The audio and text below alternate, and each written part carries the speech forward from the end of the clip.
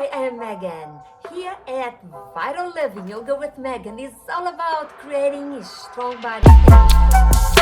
Before you hop on the mat, like and subscribe to the channel so you can get more videos just like this. Both drills for us to create a strong core. Come into seated and prep yourself for both, just like this. Lean backwards, so disengaging your lower back and forcing your lower abs to kick in. Right here, my friend, squeeze your belly button in and strengthen your arms to the side. Point your toes. Stay here. This is good.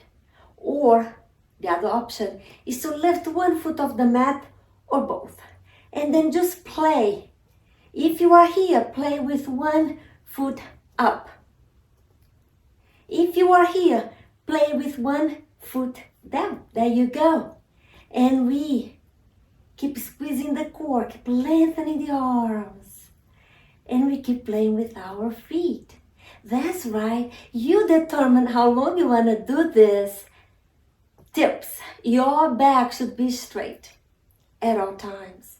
You should lean backwards so your lower abdominal wall is fully engaged and lifting your legs. That's right.